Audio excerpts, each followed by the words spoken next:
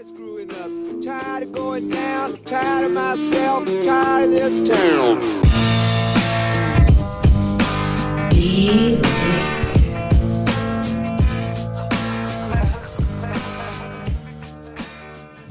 Eminent Waste of Time, episode 27. I'm Doug. And I'm Chad. And we're getting dangerously close to our 27 episode, or 27. Hey, we made it there. Yeah, we did. To our 30 episode goal. Yep. It was a very weak goal, and we have maybe... where we get to retire in a lap of luxury because of all the fabulous wealth we've brought in from doing this. I don't know what kind of wealth you're getting paid, but I have gotten none of such wealth. No, wealth like this. Listener comments like Zach Nash, who says, "Hey, what's up, fellas? I just want to let you all know that I'm one of your 10 listeners." 10. See? We might have 12 now. Maybe even 13. Wow. But we have people that are writing us and telling us that we're doing good things. We are internet famous. I'm really glad you guys started this up. See? He's glad. I'm good. Good. He's out in the St. Louis, or he's in the Missouri area, and he was not going to be at the St. Louis race with Steve. They got canceled anyways, but we have reached beyond the Mississippi now, confirmed. Look at that. Spreading like a virus. Next thing you know, we'll be out in California. I don't know if they'll let us out there, but... No, I'm way too... I'm too conservative for them. But, no, honestly... I've been looking at the numbers over the past few weeks, and it seems like you all are actually spreading the news because I've seen a definite uptick in listenership, which is good to know. We're not doing this obviously for the fame or to say we have, huge numbers of people following us, but we want to know that you guys are enjoying it and getting something out of this, and it definitely looks like that is the case right now. So thank you so much. We're getting more and more feedback, and like I said, I think March... if I'm remembering the numbers right, it was something like a 20% increase in, listenership to the podcast. And I didn't really look at the YouTube numbers, but they seem to be up as well, including kind of retroactively. Yeah. People are, they've found it at, episode 24. Now they're going backwards and listening to the rest of them because all the previous ones are starting to grow as well. Yeah. No, we really appreciate it. I mean, hey, tell your friends if you're not too embarrassed to say you listen to us, but we appreciate getting messages from you guys like what Zach sent us saying that, he enjoys it. We'll even take messages saying, we don't know what we're talking about because there are times that I've probably said things or misquoted things that were completely 100% wrong. So I'll take it either way, but... We usually, stand up and say when we're wrong as well, though. Yeah. We don't try and mask that. Very true. I mean, a lot of this is very off the cuff, so we're just pontificating, or I think I remembered it this way, or something along those lines. But if we're wrong, we'll eat our crow and we'll correct ourselves on the next podcast. Okay, weird thing's going to happen here. You're going to talk for a second because I got to send the trivia to my phone. Okay, I'm going to talk for a second. Look how planned out we are. So one of the things we're looking at is accessories for Chad's new baby. You'll notice we're back in our normal setup here, and we still have our Razor fanboy seats, thanks to Chad. But we're starting to get a few accessories on there. We've got the rugged radio. We, at some point, I'm assuming, are going to put light bars on the thing. And we've got a really, really expensive Rotopack gas can, because we're going on a ride this weekend. We've been telling you guys about this for a couple weeks now. We've got that ride up at Harrison Power Sports, and we found out it's not 75 miles total round trip. It's 75 miles each way, and there's no real convenient fuel stops at any point during this entire trip. And so we got to doing the math on what a Razor XP Turbo gets gas mileage-wise, even at moderate use, and what other people have been reporting, and we decided if we made it round trip 150 miles, it was going to be super close. So I don't drive moderately either. No. So Chad bought a 2-gallon Rotopack, which if you go gallons per dollar, that is about the most expensive thing you can do. I'd be better to hold it in one of those Fabergé eggs. Gas, it would be cheaper to hold gas, I think, in the Fabergé eggs. But it's going to get us round trip. We might be able to make it without it, but the 2 gallons will ensure that we make this trip, and we're not those people that end up embarrassing ourselves because we ran out of gas 10 miles from the finish. Yeah, I don't want to do that. And it's going to be cold.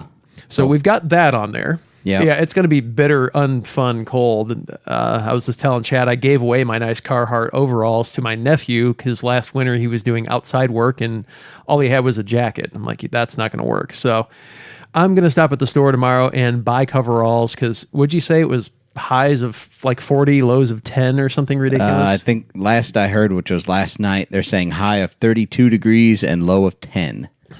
Neat. Yay. So don't bother taking water because it'll be frozen anyways. Pretty much. So we are going to stock up on personal accessories so that we don't, get frostbite and die. But what other kind of accessories do we want to throw on this thing? So we're going to talk about some ideas we've had, but we also want to know some ideas that you have, maybe something we haven't thought of, maybe some things that you do with your particular rig for rides you go on, because we're interested. We want to know what you've got to think. Obviously, light bar's happening. Yeah. I'll end up doing a light bar. I'm not sure if I want to do okay, do I want to go through this, or do we each want to name our top 5 accessories? We've already kind of sort of done that before. Okay. So you go with what you're thinking about doing, and I will rip it to shreds. Okay, I'm good with that. I do want to do a light bar, but I don't know if I want to do like a full cage width one up on top, or just do like a 10 or 12 inch or something down on a bumper. I'm personally kind of the mindset to do a more narrow one. Maybe it's 20 inches wide or something like that. Yeah. And then as a flood, and then a couple of the pods? The pods as spots. Okay. Something a little more directional. That's kind of my favorite configuration, but yeah, I can see that. It's yours. You do what you want. Yeah, I will. Or all of the above. Yes. I am going to do bumpers on it and rock sliders. I'm just going to call it body protection in general. Yeah. The Razor has none at all. None bumpers. No, it does. It's just kind of out there. In fact, considering how fast it moves, it's kind of terrifying to think that it doesn't come with anything. Yeah. So I'm going to do those. A-arm guards? I will do A-arm guards and skid plates eventually. It's got stuff there. The A-arms are historically known to be bendy on these. Flexible? Yes. In a not good way. Like they don't return to whence they started. So I will do that, but I don't know if I want to do A-arm guards before or after I end up replacing them with some stouter ones. I'm debating if I'll make my own or if I'll go with some high clearance. I don't really need high clearance is my thought. I don't. Sure. If I build them heavy enough, don't need the high clearance. Now, we did kind of do the plastic versus aluminum debate. I know. And I'm just curious. You weren't going to buy a Razor. Now you own one. So I'm curious if you're thinking about that too. I've debated it. I don't know which way I'd go. Because we did talk, obviously, a lot of our knocks against them were the cheap ones that were just, high density polyethylene, nothing special. But some of the stuff that's out there now that we talked about that's really tough as nails, it's kind of a convincing argument. I agree. My only, and it's not a major issue to me because I don't tend to need a ton of ground clearance. I just don't. But you have to run like a 1/2 inch thick plate to get the same protection as you get out of an 1/8 inch sheet of aluminum. Now, we're still only talking 3/8 of an inch difference. It's nothing major. Yeah, but that thing's got 29-inch tires on it, which are hard to find. 30s are a lot easier. And the way you drive, those 29s are going to last real long. Oh, there's black marks in the road. I will say it now. So you're probably going to make up that 1/2 inch right out of the gate anyways by going to a 30-inch tire. Probably, yeah. So, like I said, I don't think it's a major ordeal. Maybe this is the buggy that I give it a try on. I'm not saying I am. I'm still eyeing it and trying to decide what I want to do. It's your money, it's your buggy, but honestly, I'm really curious to see how they perform. And our listening public would like to know. We've had aluminum. We know how it does. It was tough as nails. So, we abused the underside of that CF Moto, and that thing looked great underneath. The full body protection you had underneath barely had any dents in it. Yeah, it really didn't. We came down hard on it. I remember one particular stump that we came down hard on. Yeah, full weight of the vehicle landing from about 3 feet on it. It was a good one.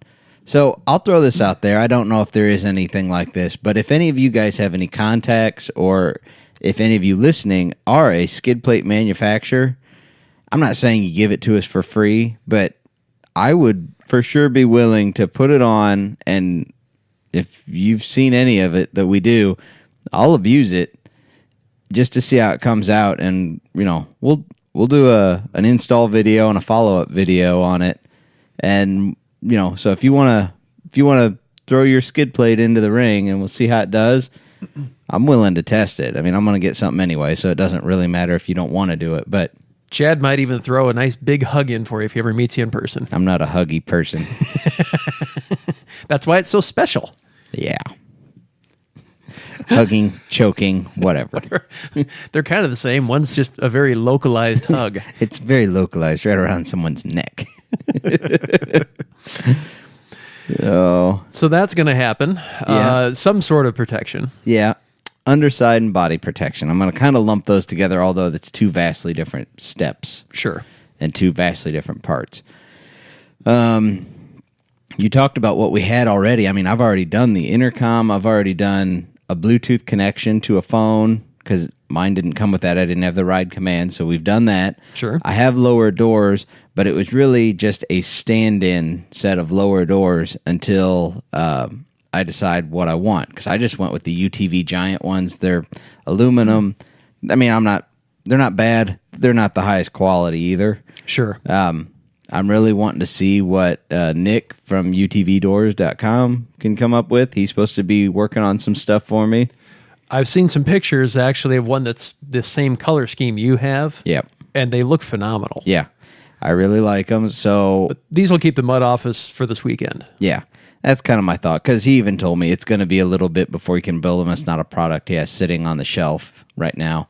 So I'll probably end up going that way for some doors.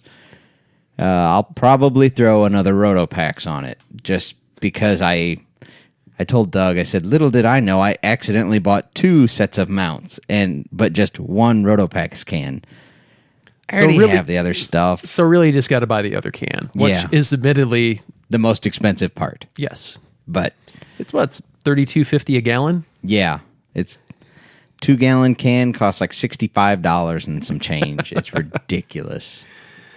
So down the road, as we're going to kind of keep forecasting this out, stock rims and tires right now. Yeah. I'm thinking beadlocks?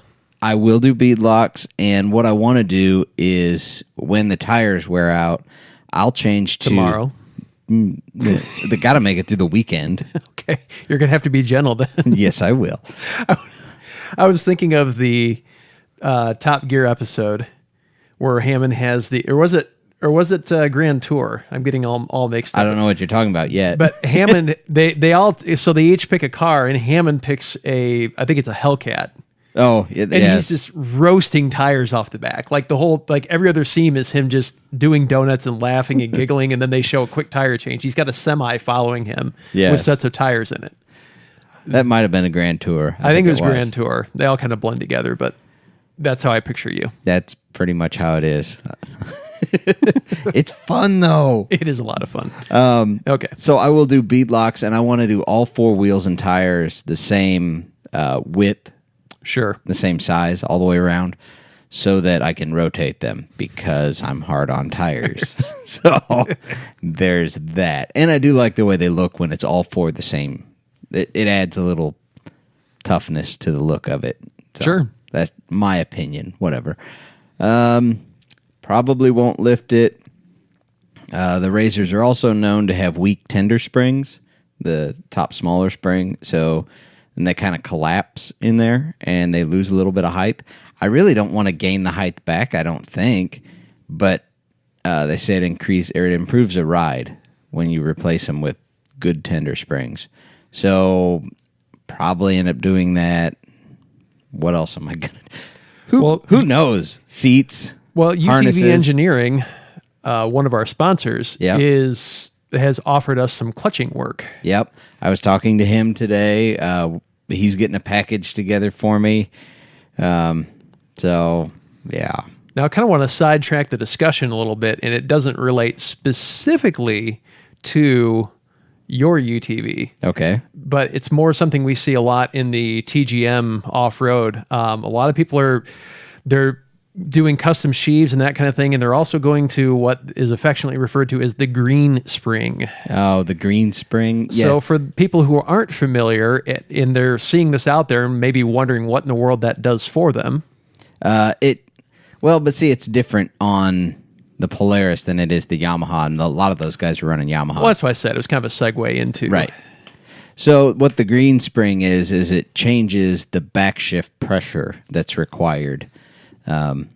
It has to, but it's also done in conjunction with the weights that you use inside the clutch. So it's kind of a ratio between the two is the best way to put it. And the green spring, there's nothing mystical or magical about it. It's just a different weight spring. Sure. It takes a different amount of compression to get it to compress.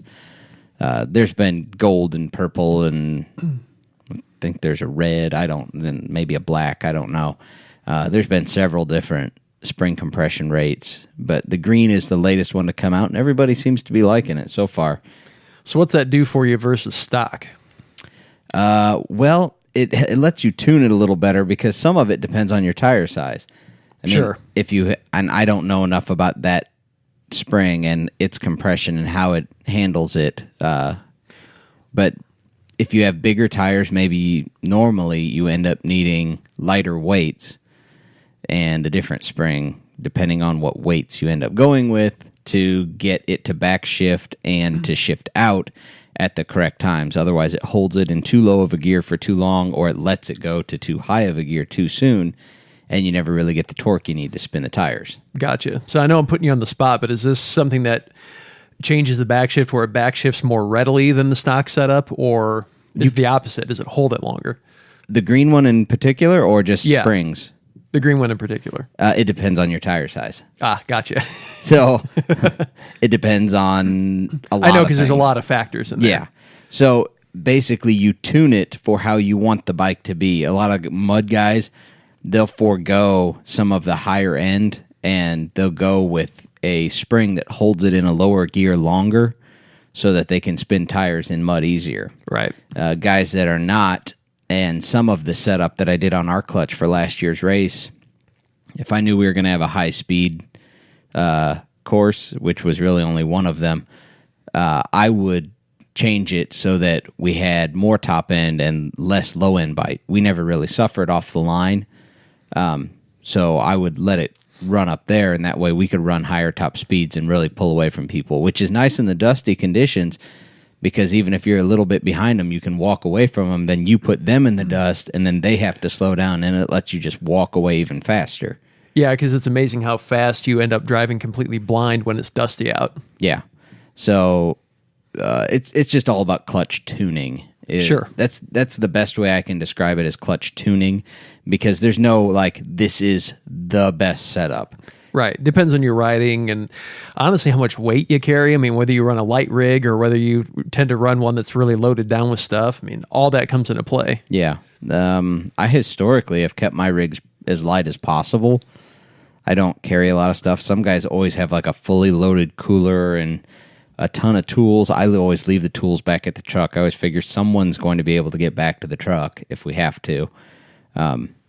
So it's just, yeah, it's like you said, it's what you carry, it's how you ride, it's the tire size you have. That plays a lot into it. So there's all kinds of different things. So that may be something we'll explore. Like you said, that particular spring, I mentioned it, refers more to Yamaha and what they're doing over there in the TGM off-road. But there are similar types of adjustments that you make on the Polaris as well. So we're going to work with our friends over at UTV Engineering. And at some point, once we figure this thing out a little better, we'll have a better idea of what we want to do to change. Yeah. Well, Mike has already suggested that I will run a CVT blower. It's like he said, the problem with my previous rig was I had plenty of clutching and not enough power. Now I have plenty of power and not enough clutch.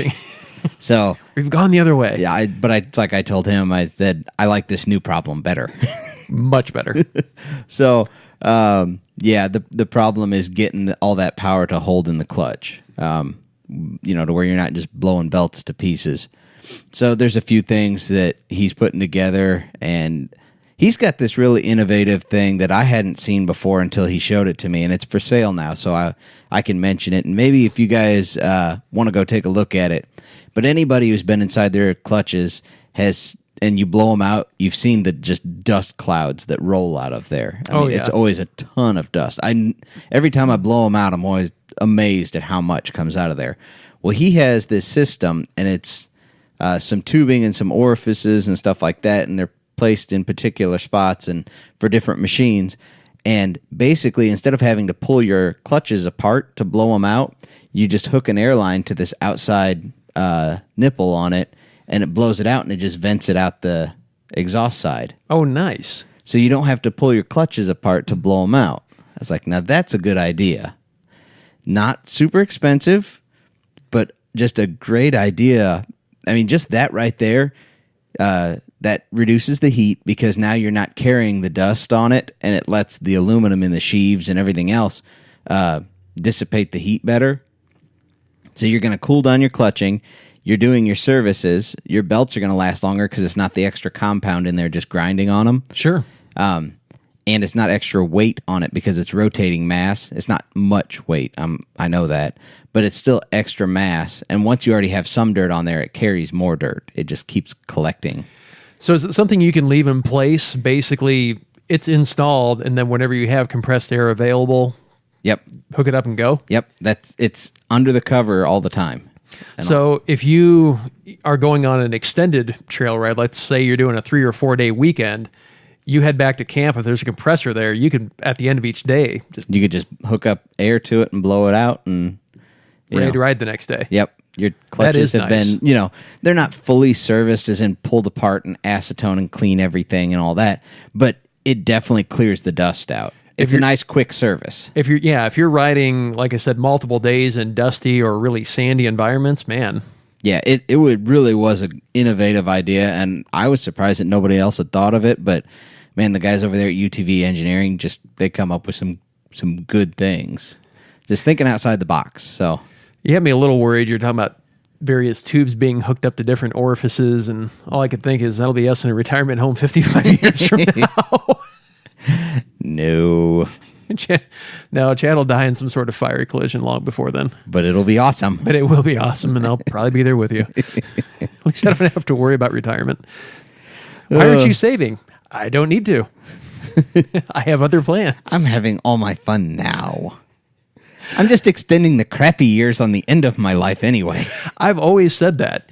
Oh, you shouldn't eat that. That'll give you a heart attack. And I thought, you know what? I'd rather die at 85 having lived the life I want to than stretch it out to like 87 or 88 having done all these really healthy good things. And I lived for an extra 2 years because all I ate was kale. Yeah, no, that is not worth it in any shape or form. No. I mean, I try and take care of myself to an extent because I don't also want to be in a wheelchair when I'm 40, but there's limits to all that. There is. We're not guaranteed anything. No, we're not. So let's see. As far as the UTV, I think that's about the limit of where I want to. I mean, I'll end up doing other things. I have no doubt in my mind. I kind of want to make you a sound bar. I want to make you one, though. Yeah. Well, maybe something we can sell if I do this right. We've talked about that. I do want. This is the first one that I've actually wanted music in, but we're also planning longer trips with it. A lot of my other ones were kind of utility / race machines. They were used around here. This one's really going to be more of an expedition vehicle, which is why I didn't mind spending the money on the roto packs because we're going to be out places. Exactly. So yeah, this is the first one I really kind of want music in. I enjoy music a lot. So. I've got some ideas already about, how I want to accomplish that and something that I want to make one that's easy to get in and out. Yeah. Like very quick, okay, we're going to be doing something where this is going to get destroyed or we just don't want it for whatever reason. You get out. Yep. Agreed. That'll be good.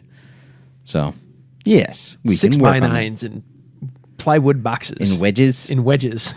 We're going to go old school. Like they used to sit in the back window of your uncle's Chevette. Exactly. And they were always a constant reminder that if you got in a rear end accident, you'd probably be killed by them. That's a projectile now. So we talked last podcast about the fact that I'm on a vehicle hunt, which the vehicle hunt is now over. Oh, yeah, you got something. I bought my wife a vehicle instead, and I'm just going to drive what she had. Problem solved. Good enough. But one of these, sometimes you just look at ads knowing you're not going to buy it, but the picture catches your eye either because it's really nice or really not nice. Yep, been there. This was one of the latter. And it had 4 6x9s in wedges on the back shelf. Is this that, was it an Oldsmobile? It was. Yeah, that was Celebrity or whatever it was. It was an Oldsmobile. It was like a 1985 Delta 88 or Cutlass or something. I think it was a Delta 88 because that thing was a boat. Yeah. And it was full special. The front speakers were literally just sitting on the seat. With like the pillow top with buttons interior. Oh, yeah. Where it looks like a separate pillow. Velour. And it originally was kind of a burgundy color, but it was so sun faded, it was just this pink, sickly brownish pink color. That gem could have been mine. Could have been. You passed on it, though. I did. Instead, I bought my wife an Expedition. Kind of went the other way. I was looking for something fuel efficient, and I bought an Expedition. Why not? Runs on sliced dolphin. But she doesn't drive as much as I do, and she really is the one that wanted a truck so we could do, take the camper places, which I did want to do. But she's also, she basically does a lot of arts and crafts type of shows where she takes furniture and repurposes it and resells it. So she legitimately needed something that could haul stuff, and she doesn't drive near the miles I do. Yeah. So after all the dancing around, I thought, why don't you just drive the big beast every day, and I'll just drive your car. Yep. Done. Good enough. So, yes. That'll work. I'm just glad to be done. Honestly, I was mentally at a point where I just wanted to be done with it, period. I hate looking for vehicles. Yeah. It's just a drawn-out process that I do not enjoy. I mean, if you're looking at brand new ones, it's fun. Because you're getting a brand new thing, and it's got a factory warranty. If anything's wrong, it'll be taken care of. If you're looking used, nobody takes care of vehicles. No. Nobody. Don't. How do you go out and spend that much on something brand new and just let it deteriorate like that? It's beyond me. So my wife and I were watching TV, I don't know, last week, I guess it was, or maybe it's early this week. And this commercial comes on, and this guy's like, you wouldn't buy a vehicle without test driving it. I didn't even look up. And I go, sucker, I've never even test driven a vehicle before I bought it. It's a real rarity for me. In fact, this is the first time, as I was looking through vehicles that I've test driven anything in a long time. Yep. Usually it's, Mark, could you find me X, Y, or Z? And then he finds me something, and a month later I show up with cash, and first time I've ever seen it. Mark being my dad. So Doug normally gets his cars through my dad, the body shop. Almost everything that Ram was the only thing I think I've bought in the last decade or better. Yeah. That hasn't come from the shop. Probably. Yep. Guys have always taken care of me. Yeah, we try.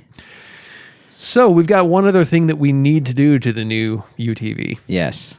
Need to name it. We do. And this is where you guys all come in.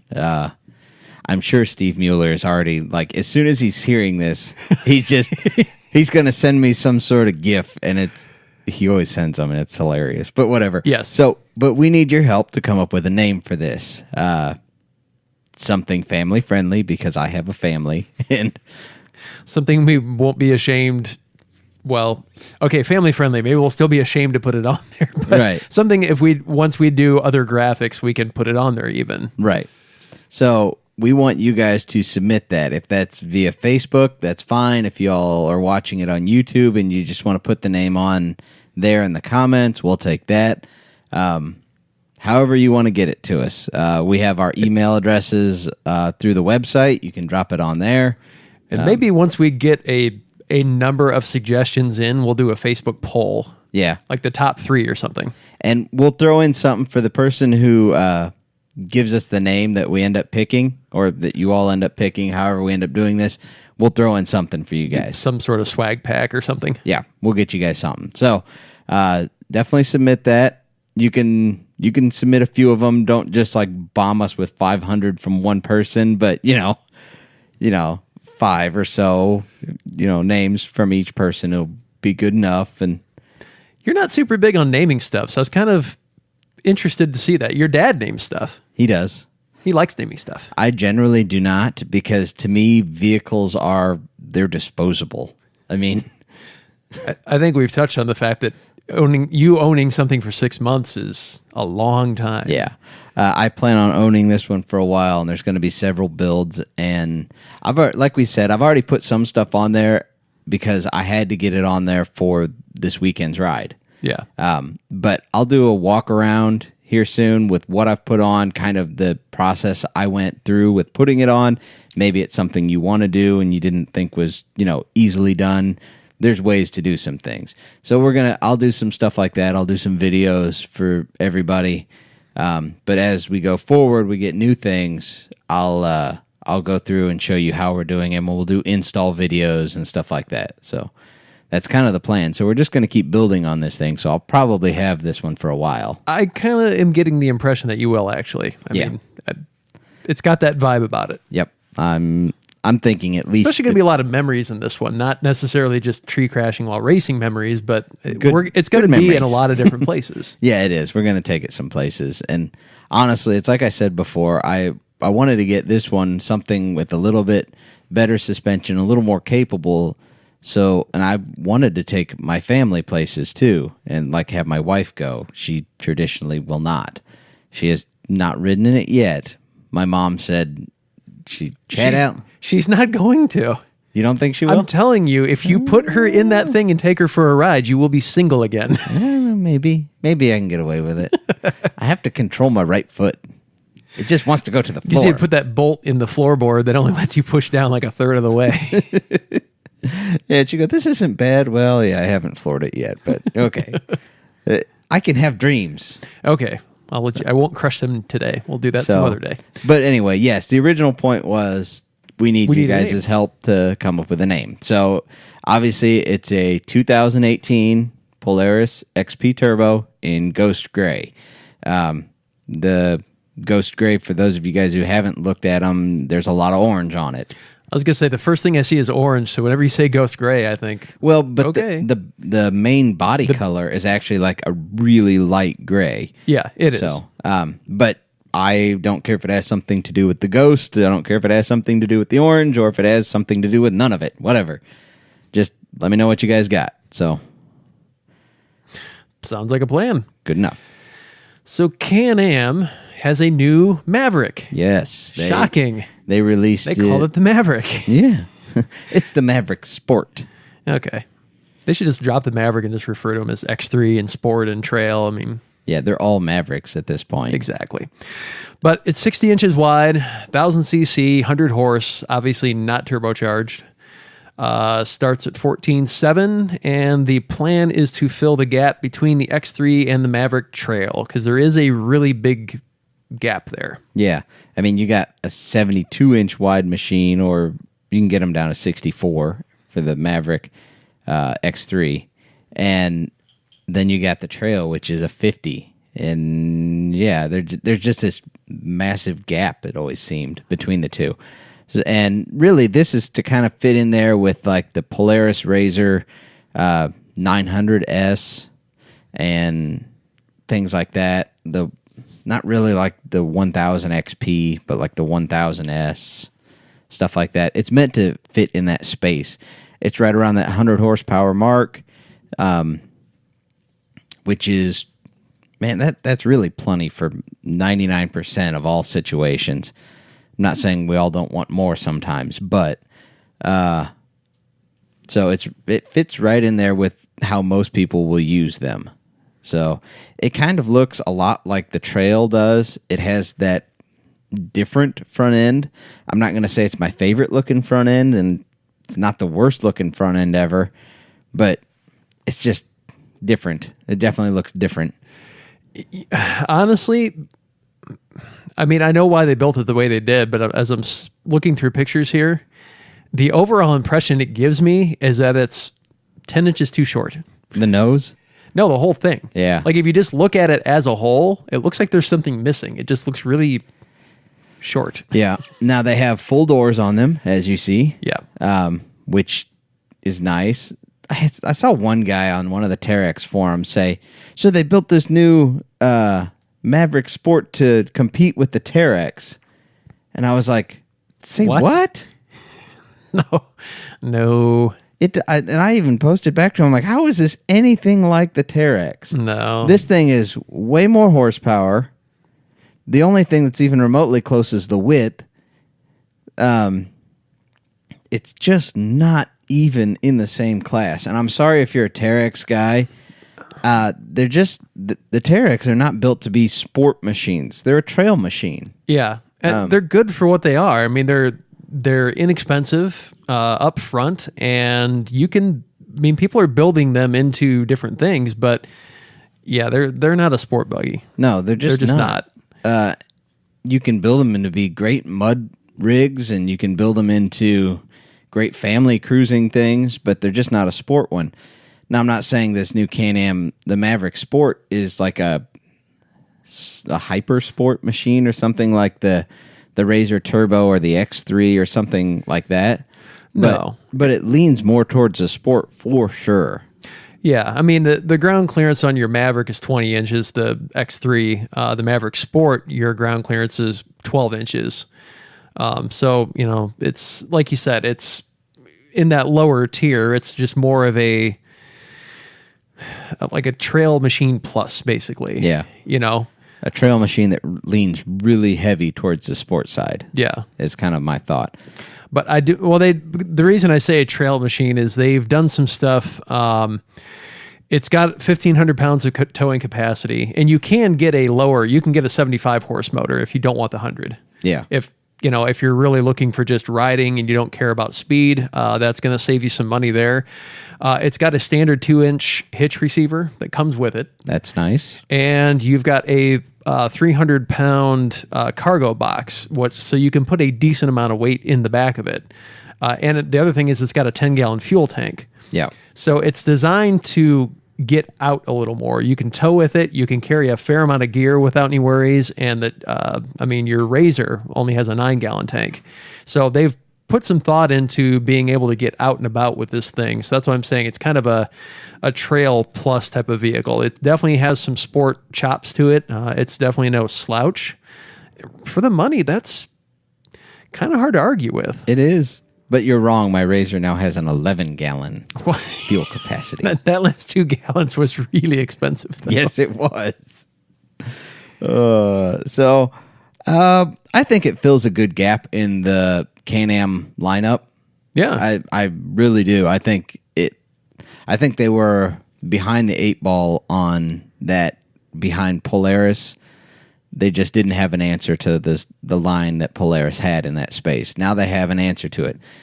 We'll see how great of a machine it is. I haven't heard anything good or bad about the Maverick Trail since it came out. Yeah, it's really, sometimes it just takes a little time for people to adopt, but hasn't been a lot out there in terms of reviews or teardowns or anything like that. It's just kind of been there. But yeah. I think the 50-inch market's, to be punny, is pretty narrow. Most people want wider, faster, more horsepower. I see what the purpose of them is, but a lot of people are very put off by the lack of suspension travel. The only way you can get them that narrow is to cut down how far the wheels move, how long your A-arms are. Yeah. Unless you're making a single-seater, but that's not happening either. Yeah. So, yeah, I just don't think the UTV world in general is as excited, but there are sales there, and you don't want to be the guy who doesn't have a machine out there. You're missing out on that market. Right, because there are diehard Can-Am fans, and they, if they're in that market for that specific thing, that, 60 inches wide and, around 100 horsepower, and you don't have it, they'll go elsewhere. At some point, they will. So I think they're filling that market. So it comes from the factory with Fox Racing 2.0 podium shocks. Yep. So that's not bad. No, out of the gate. Again, this really bang for the buck. I'm liking what I see here. Yeah, it's really not bad. Now that's the starting price that I listed there, and I think like the fully decked out one is like 17 and some change. Sure. This is MSRP. So, what'll it sell for when it actually hits showroom floors? Who knows? But we got to give you a starting point, is what I'm saying. Oh, goody! It's got Visco lock. Yeah, they didn't do the womp. the new fully locking, whatever. I forgot what Can-Am called it now. I think for the target market, it'll be fine, but I'm just not. I'm not a fan. I'm going to duck out of shot again because I left my email up and we can't see that we're recording. So Doug's talking for a minute. Pay attention to Doug. You just like putting me on the spot. Well, it's one of those things I get to leave the clanking noises as you move the mic around, and people know we're not faking this. If they thought we were faking this, we're bad at faking. That's very true as well. No, so I like it. Like I said, I actually, the more I look at it, the better I like it. But my first impression, the very first time I saw this thing was, where's the rest of it? It just looks really, really short and compact. Well, but see, if you look at it, they did a lot of the same things that Polaris has been doing and all the UTVs have been going to now, where the tires are the first thing to contact an obstacle front or back. Right. Your approach and departure angles on this thing it's 90 degrees. I mean, it's like... Right. And that's the reason they can get away, like on the Polaris, without doing bumpers, because the tires are supposed to contact it first. Now, there's something in the middle that's going to hit there at some point. I understand that. So you still kind of need bumpers.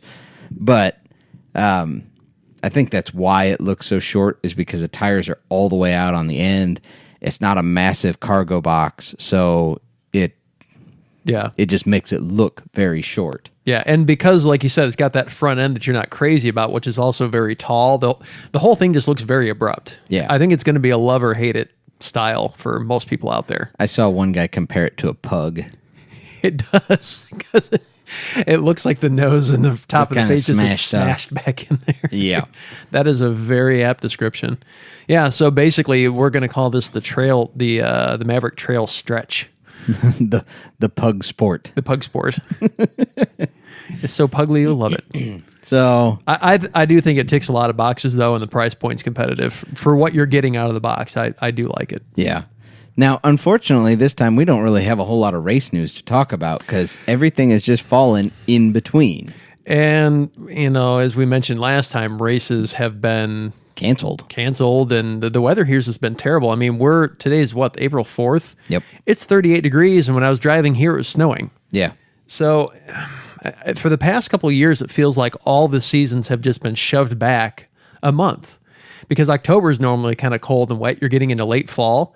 It's been 80 to 90 degrees in October. And then all of a sudden, there's basically no fall. You're right into winter, and then winter hangs on forever. But it almost feels like everything's been pushed back one entire month, because this is the kind of weather we're having now that we normally get at the beginning of March. Well, they said our average right now for where we are in Indiana, we're supposed to be like 55 to 60 degrees in the daytime, and Yeah. And like starting out the day in the upper 30s to 40s, and we are not. We're not hitting those marks, so... Yeah, it's just nasty. So a lot of races have been canceled or postponed and whatever. So we don't really have a whole lot of race news to talk about, unfortunately. Just this past, couple days, we've had so much rain that there has been massive flooding in areas. In fact, Chad basically had to stay home and work from home today because a lot of the roads were closed. They were completely flooded over. He almost had to rescue a police officer that thought his cruiser was a boat. Yeah, the state cop thought that his car was an amphicar, and he was sorely mistaken. So I drove out in the deep water and said... you all right? And he goes, yeah, I said, did it get a little deeper than you thought? And he said, yeah. I go, you want me to get you out of here? I go, like you, not like your car, because I'm not getting out in this cold water. He said, no, I got a wrecker coming. I'll just wait. I'm like, all right. I drove off, left the cop there, stranded in the water, and whatever. He was happy there, so I don't care. But yeah, well, what was it? Today being Wednesday, Tuesday, I think it was. We had 5 inches of rain. Yeah. Just nuts. In the day, and the ground was already saturated. It's just been nasty. Yeah, I actually had to ford some water in the truck I was driving just to get out of I was out of the downtown area in Indianapolis, but to get outside the 465 ring, the road I was on was flooded out. I mean, significantly flooded. It wasn't just like, there's a little water traipsing across it. I wouldn't have done what I did in a car under any circumstances. Yeah. My lake that I have out back, my brother was telling me, because he works at the body shop, so he's around more and he sees it. But it's a 4-acre lake. It was so full, it was going over the dam which Oh, is jeez. which the overflow tube is I think it's a 12-inch overflow tube, and that is a easy 1.5 feet below. So it had filled the overflow tube as fast as it would run and still risen enough, even while it was full flowing a 12-inch pipe, to go over the dam. That's nuts. So because of that kind of stuff, there just has not been a lot of race news to talk about. But this weekend, we're doing the ride. By the time you hear this, we'll already done the ride, and we'll have some video out hopefully for you, and we'll be talking about that in the next podcast. But then we get into the weekend of the, let's say it's the 13th. 13th, 14th, something like that? No, 14th and 15th, 14th, 15th. I think. We'll go with that. Somewhere in there.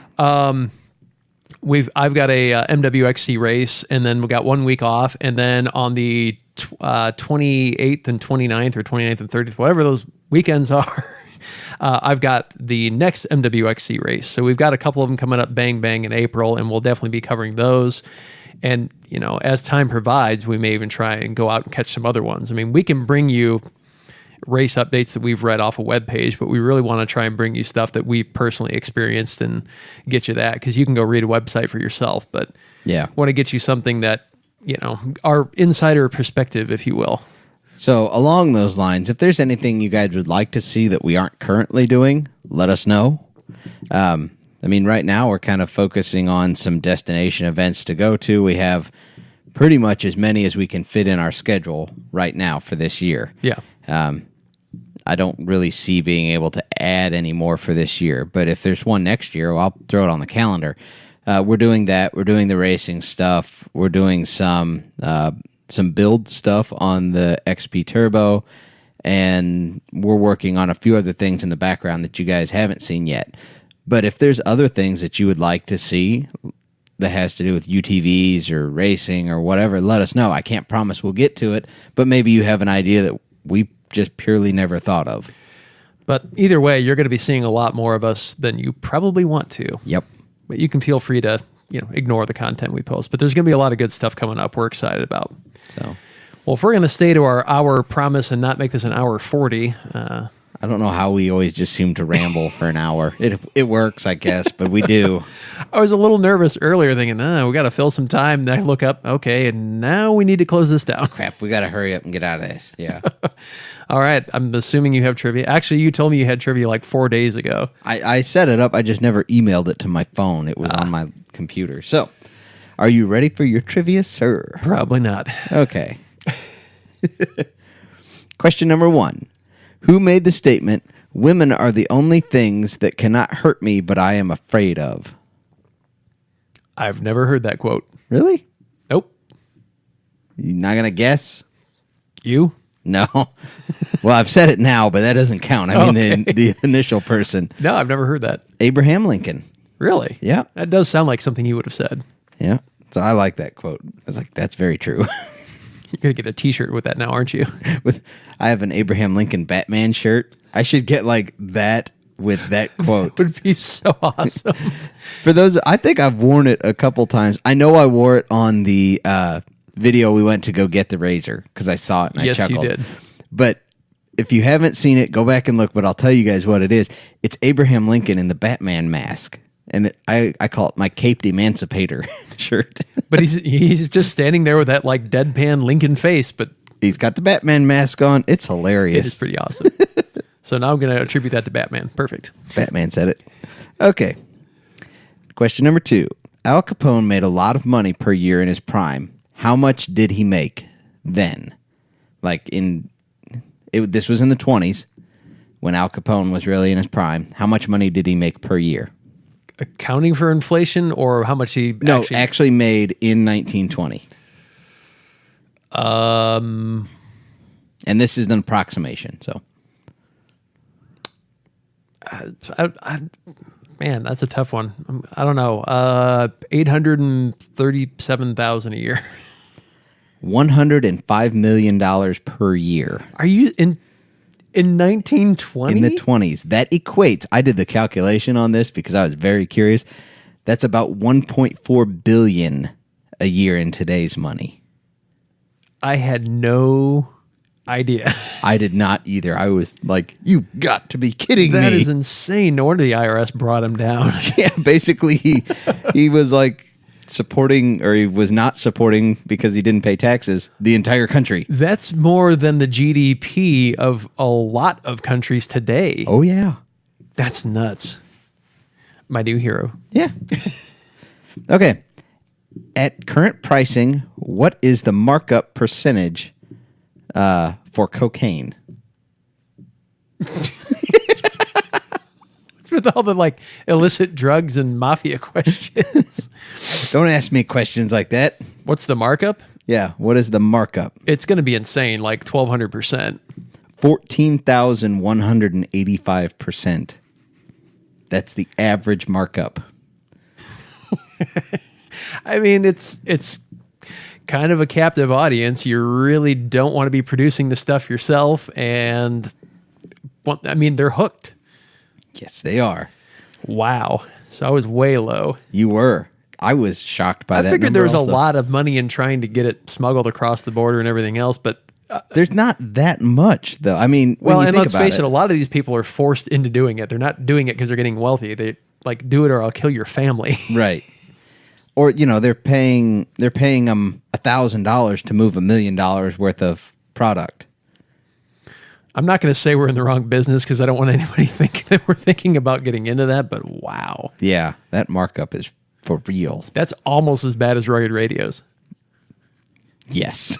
I'm sorry, Rugged Radio, if you're listening, but holy cow, your cables are ridiculous. But we just keep coming back. Yeah. Okay. The volcano Krakatoa. Have you heard about that one? Yes. Okay. Erupted very loudly when it did erupt. How far away could you hear the sound? About? Don't know again. Let's go 53 miles. 3,000 miles. You could hear it from 3,000 You could miles? hear it 3,000 miles away. You can't even hear like a rock concert from 10 miles away. Yeah. They said that's like being in Scotland and standing in Boston and hearing it. Dude, that's insane. Well, I know it was, I can't remember the equation, but I saw some conversion somebody did to megatons, like a nuclear bomb. Yeah. It was For real. It was significant. Yeah. I don't remember what it was. I've seen something like that in the past. But you could hear it 3,000 miles away. Now, it probably wasn't very loud at 3,000 miles away, but still. Yeah, that's nuts. Okay. I don't think I said what question that was, but anyway, we're on question 5 now. So, whatever. What we've learned today is I am terrible at guesstimating things I don't know. In what year was the hit game Minecraft released? Your kids are real big into this. Yeah, they are. I don't know, but I'm going to go 2011. 2009. Ooh, okay. I was in the ballpark. You were in the ballpark. No internet points for you, though. 2009, my kids would have been, well, shoot, Hannah would have only been 4. So a little early for her. Yeah. You've not gotten any right so far. No, I have not. So, moving on. I had a couple good weeks, and Yeah. I'm paying for that. Okay. So, question number 6. Who invented the lightning rod, though he refused to patent it? Was it Benjamin Franklin? Yes, it was. There you go. You got one. One internet point for you, sir. Oh, sorry. Who is Benjamin Franklin? There you go. Jeopardy style. We don't have to do that. Okay. I would be like, "What? Why are you asking me questions?" No, you're supposed to be answering. Question number 7. What year did the TV show Gunsmoke change its length from 30 minutes to an hour? Much like we've done here on Eminent Waste of Time. Although we did this Can I much admit later. to really not knowing the era? 1963. 1961. You weren't far off. I was close. That wasn't bad. I wouldn't have known that either at all. I've watched the show, but I'm not like a fan and I was trying to think of the era and like, because like when Bonanza was in there, because it kind of spawned. Yeah, not bad. So they did the same thing we did. They just did it before us. Due to popular demand. Yeah. Here's a trivia for you. Okay. When did we change to our hour-long format? What show number? Yep. 5? Close. It was 6. Was it 6? Episode 6. The only reason I know that is because last podcast I talked about we've got SSL encryption and I was updating everything. Yeah. I went back to all the podcast links and changed them so they're secure links so they show up better in search rankings and whatnot. Right. At least as far as we know. Anyways. The Googles aren't against us. Yes. And so I had to go back through, and so I was reading the descriptions because I was curious about going back what we had talked about, and I made some blurb in there about the debut of our hour-long format. So, well, but we may have done an hour-long format prior to that, just not on purpose. No, we hadn't done an hour, but we'd done some long half hours, like 42, 43-minute half hours. Okay, we'll let that go. Question number 8. Which planet has a year that lasts 88 days? This is a space one, so Fuzzy can yell at you again. I believe it's Mercury. You are correct. Fuzzy doesn't get to yell at you. No, 'cause I think Venus is, I don't know, like 140 or something. Yeah, I wouldn't have got that. I'm bad at space things. Question number 9. What year was AT&T, they were just a phone company, now they're like an everything company. Yeah. What year were they founded? Founded? Founded. I don't know again. So let's go 1893. 1885. Again, in the ballpark. Yep, not too far off. My guesstimations are getting better. Yes, much, much closer. Okay, question 10, final one. What 1994 movie was shot at Ohio State Reformatory? I don't know. I'm not even going to venture a guess. Not even going to guess?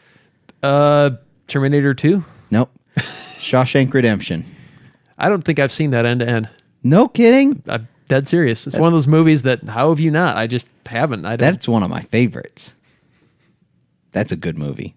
Staying Movie recommendation of the week. A week. little further away from you now. We've gone from Uncle Buck, Spaceballs, to Shawshank Redemption. There's no like really funny quotable lines there. Get busy living or get busy dying. That's not really funny. I like that line though. Yeah. Ooh, we could put that on the UTV. Yes. It won't be the name, but like we could have the name and that in quotes. Get busy living or get busy dying. Speaking of get busy living or dying or doing something stupid, I'm assuming you've got a. Do you have an idea, or do you want me to pick one? I put some more on there, and they've actually gone to the second page. Okay, rivet in the eye. That's that is in reference to our one from last week where we were talking about Tom Cruise with the eyeball in what was that? Minority Report. Minority Report. So now we have to do it. We got to tie this together. Yeah, we did talk about it last week, and I said I have a story for that actually. So I guess I'll do that story now. So this goes back to when I was in the body shop. So I was working on something. I don't remember what I was working on at this point, but I was grinding a rivet off, and I had safety glasses on. So all you safety Nazis can just cool your stuff. I didn't know you knew what those were. Yeah, well, I've gotten enough crap in my eyes that I was tired of getting crap in my eyes. Fair enough. So I was grinding a rivet, and it was a nice steel rivet, not the good aluminum ones where, they come off easier, steel. So it got red hot, and about that time, the last, 1/3 of it, where you get through the main shaft, but there's the mushroom head of it, popped off, went around the glasses, into my eye, and melted onto my eyeball. What? So not kidding. Oh, dude. I could hear my eye sizzling. That's one of those sounds you don't really care to hear. So I imagine. The story gets worse. Just wait. So I've gotten stuff in my eye before, many, many times. You work in a body shop, it just happens. Normally, it's not like a large chunk of rivet that is, I don't know, is it an 1/8 or a 1/16 inch wide and maybe a 1/4 inch long. Yeah. I mean, it's of significant size to be in your eye. Oh, yeah. So I'm like, it's a Friday, and I am like, oh, I think it'll come out. Normally what happens is when you go to sleep, your eye waters a lot because it's got stuff in it, and your eye kind of relaxes a little bit, and it works its way to the edge, and you can get it out. You get a crappy night's sleep that night, but whatever. So I'm like, it'll come out. 3 days later, it hasn't come out, and the thing's rusting on my eye. You had that thing in your head for 3 days? 3 days. through the Nice. weekend. Yeah. So, and like, I have a black spot in my vision because this rivet is blocking any light from coming in because it went right over the pupil is where it melted in. Oh, I was assuming this was off to the side, like Oh, on the no. white. It's like right in the pupil black part. How are you not blind in that eye? I don't know. Good grief. So 3 days go by and the thing's starting to rust on my eye, and it's like starting to become an infection, I think, because it's really hurting. Like my eye is extremely sensitive to light because of it, and it's like watering nonstop, and I can't see crap out of it, and it's just getting worse. So finally, I'm like, fine, I'll go to. I'm like, do you just go to the emergency room? Do you go to an eye doctor? Apparently, you just go to an eye doctor. Like, this is the normal thing. They deal with it. Sure. So I go to the eye doctor. I drive myself there. Naturally. Yeah, because I got other things to do while I'm... Because why not? Yeah. So I go in, and this eye doctor guy says, well, he's seen this type of thing. It's not amazingly. But yes, he did say that the eye material had actually started to grow over the rivet. It's like my body had accepted it as one of it. It's like, come on in, the water's fine. Nice. So he says, yep, it happens. The eye actually repairs itself really fast. So he says he has these drops that you put in your eye, and it numbs your eyeball. And I'm like, well, okay, that's neat. So he puts these drops in my eyes, and just as soon as he finishes putting them in there, he goes, and right now your eye is numb. And I go, really, it works that fast? Because I don't know anything about my eyes. I mean, they're attached in my skull. That's as much as I know. And so it works that quick. So he comes at me then with these giant, like, tweezers. And I got to hold my own eyes open while he's coming at me with these tweezers to grab at my eye. And so he goes to grab the rivet and misses. He grabs my eyeball. Let me tell you, the drops had not taken effect at this point. Darn near came out of the chair and beat the doctor guy to death.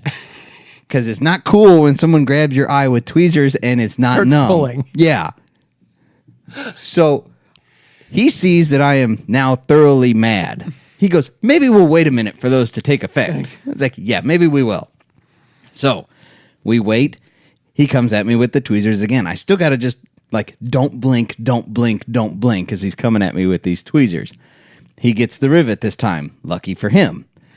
So then the great thing of the next deal that you get to do, because I'd let it rust on there, he has to come at me with a drill and drill my eyeball material out while I'm like, I got to keep my eye open and I can't blink.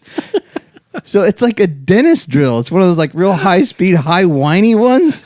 And it's like, whee, and he's drilling my eyeball material and I can hear the drill bogging down.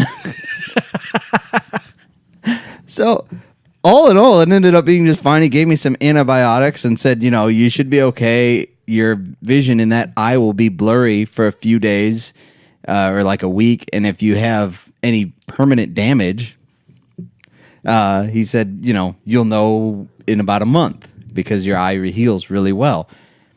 I have great vision, so no problem there. But yeah, so I melted a rivet into my eye. The doctor grabbed my eye with tweezers, and then they have to drill out eye material after that. You always wait too long to get things checked on. Always. I'm always like, Chad, go get something done with that. That'll be fine. It'll be fine. It's fine. I don't have to worry about it. I've broken bones and everything else.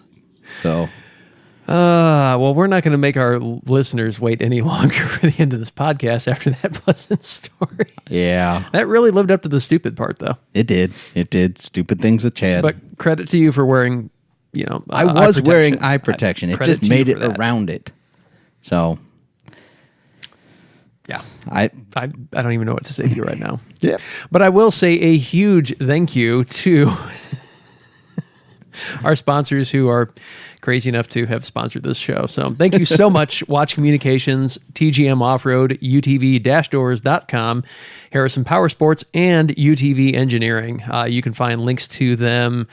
Usually try and throw those in the YouTube video. You can also find them on our webpage. I probably need to update with a couple new ones on the webpage. I'll get that Yep. done.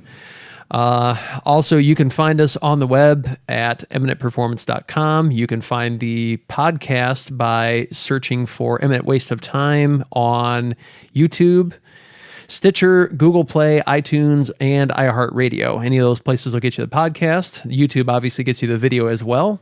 You can find us on Instagram at Eminent Racing and on Facebook /Eminent Racing. And I think that's all the particulars. Yep, that pretty much does it. So, all right, so we're going to go freeze our butts off this weekend, and you'll get some video and audio out of that whole mess, and that'll be obviously part of the next podcast, and then we finally get back to racing. But until all that fun stuff happens, thanks for riding along with us. Thanks, guys. Screwing up. Tired of going down, tired of myself, tired of this town.